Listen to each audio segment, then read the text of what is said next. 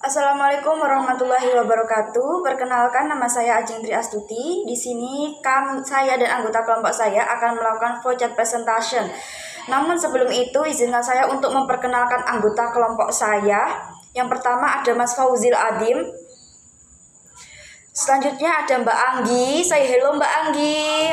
Oke, dilanjutkan oleh Mbak Alfi. Say hello. Dan juga ada Mbak Badilah. Dan terakhir saya sendiri. Langsung saja untuk video presentasi hari ini akan diawali oleh Mas Fauzil Adim. Selanjutnya nanti akan disusul oleh Mbak Anggi, kemudian ada Mbak Badilah, Mbak Alfi, dan terakhir adalah saya. Terima kasih dan selamat menyaksikan. Baik teman-teman, kita masuk ke flow yang pertama dan yang kedua. Nah, flow yang pertama dan kedua ini adalah flow paling dasar atau tahapan paling awal untuk membuat flow-flow yang selanjutnya. Nah, sini flow yang pertama itu merupakan tahapan kita mempersiapkan atau perlengkapan untuk membuat sebuah website. Nah, perlengkapannya adalah yang pertama itu laptop. Nah, laptop ini merupakan perangkat paling utama ya. Kalau misalnya kita nggak punya laptop, kita nggak bisa membuat sebuah website. Yang kedua ini adalah jaringan wifi atau paket data. Nah, istilahnya adalah internet atau sinyal. Nah, karena Google Site itu merupakan aplikasi atau websitenya itu yang membutuhkan internet, maka kita juga harus terhubung dengan internet itu sendiri. Nah, yang ketiga tentu kita membutuhkan sebuah platform atau websitenya itu sendiri, ini adalah Google Site. Nah, dari tiga perlengkapan ini kita bisa membuat sebuah Google Site. Nah, yang kedua ini adalah menentukan website pembelajaran. Nah, setelah kita siap dengan perlengkapan tadi, kita juga harus menentukan website seperti apa yang kita akan buat. Nah, website seperti apa misalnya. Nah, kelompok kita itu websitenya adalah website untuk mengajarkan materi tentang teks prosedur untuk siswa kelas 5 SD.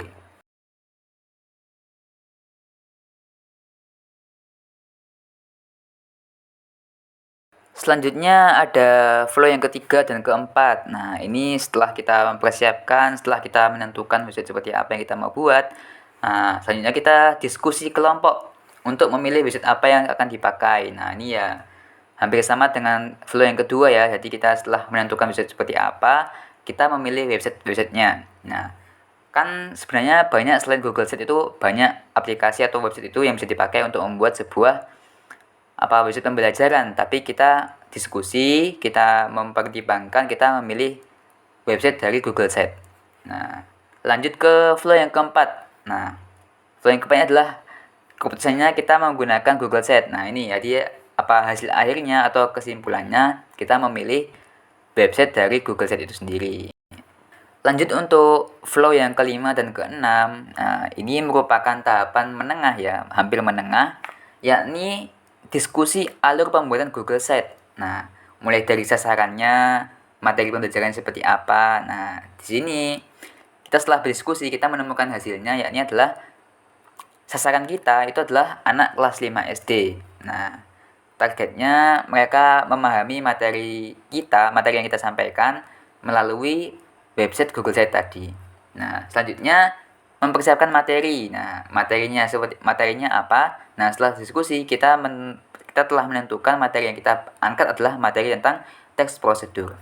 Nah, lanjut ke flow yang keenam. Flow yang keenam adalah voting atau sasaran materi pembelajaran. Nah, ya ini masih terhubung sama yang flow yang kelima ya. Setelah kita berdiskusi, kita akhirnya voting. Ya, voting dari sekian banyak materi di kelas 5 SD, kita memilih teks prosedur. Oke.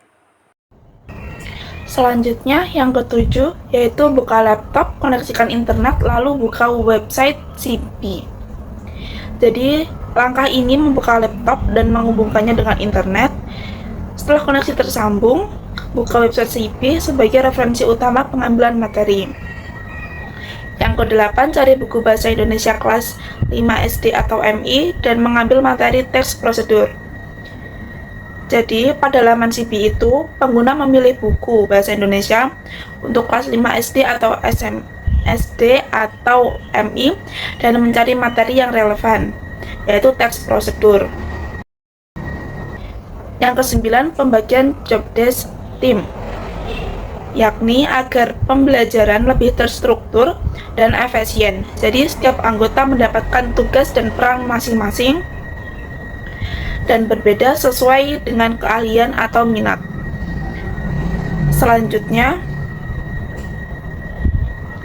di pembagian job desk tim ini ada pembuat materi, yaitu menyusun dan menulis isi teks, contoh-contoh dan latihan soal.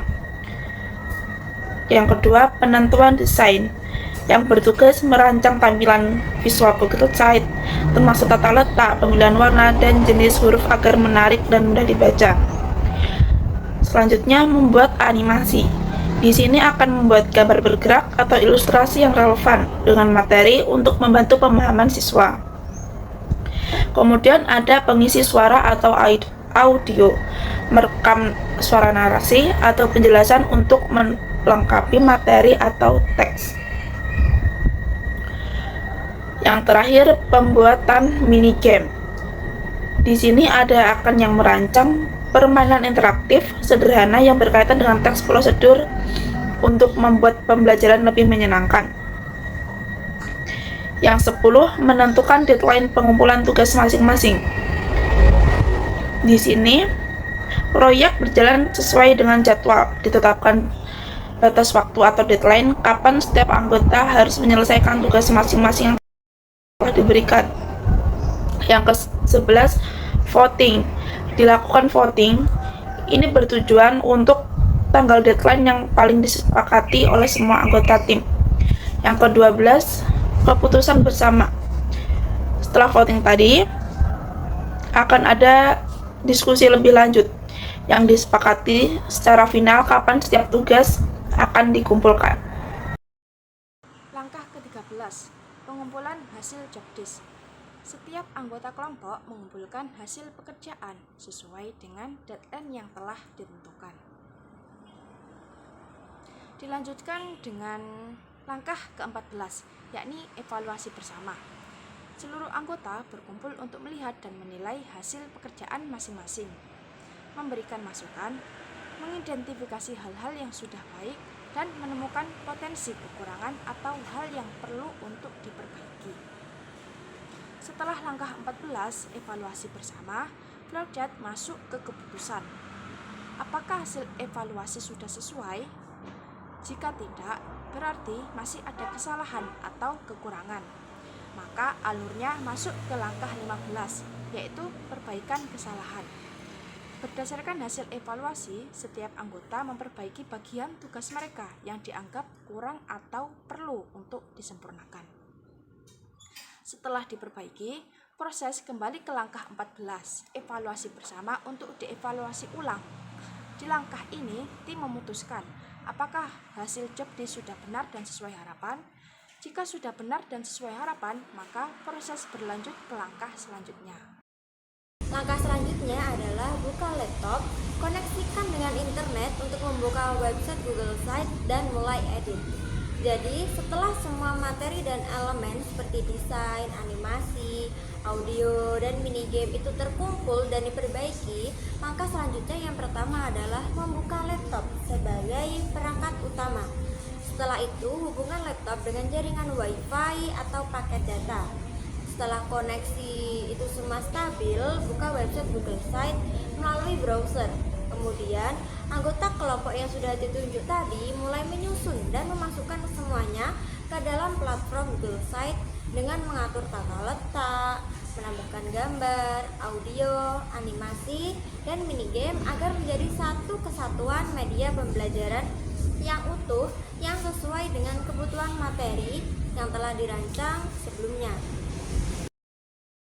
Selanjutnya adalah share link untuk evaluasi bersama. Jadi, setelah draft awal Google Site ini selesai dibuat, maka link atau alamat situs web ini akan dibagikan kepada seluruh anggota kelompok untuk dievaluasi kembali secara keseluruhan. Dari itu, maka muncullah pertanyaan, apakah masih ada yang perlu diperbaiki? Jadi anggota kelompok itu kembali melakukan evaluasi, terfokus pada tampilan dan fungsi Google Sites secara keseluruhan. Mencari tahu apakah navigasinya itu mudah, materinya jelas, animasinya mendukung, audionya terdengar baik, dan minigame berfungsi dengan benar. Juga tidak lupa mempertimbangkan apakah masih ada sih hal-hal lain yang perlu diperbaiki sebelum dilakukan finalisasi. Setelah itu, langkah selanjutnya adalah revisi akhir Google Sites. Jadi berdasarkan evaluasi akhir tadi, kelompok melakukan revisi atau perbaikan terakhir pada Google Sites ini. Ini merupakan tahap penyempurnaan sebelum dianggap selesai. Nah, setelah revisi maka akan dilakukan edit ulang.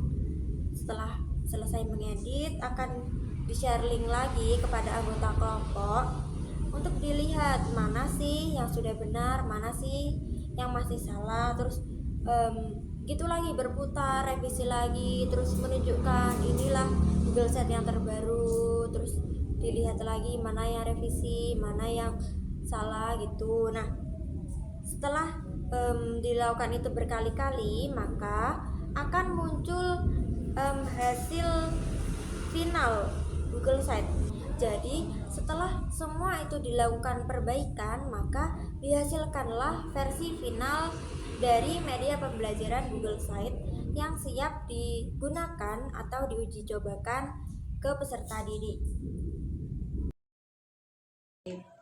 Selanjutnya adalah poin 21, yaitu melakukan uji coba media.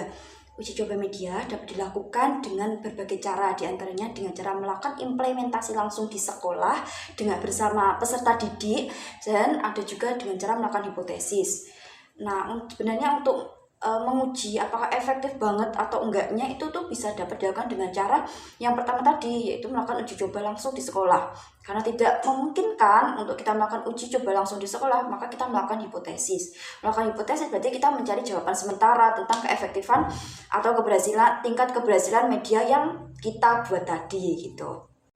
Poin selanjutnya adalah pengumpulan tugas dan presentasi. Jadi di sini seluruh anggota kelompok itu maju ke depan untuk mempresentasikan hasil dari kerja kelompok kita, yaitu pembuatan website pembelajaran Google Sites tentang teks prosedur kelas 5 SD. Jadi di situ kita akan memaparkannya di hadapan dosen dan teman-teman. Disitulah nanti kita akan mempertanggungjawabkan tugas kita nanti.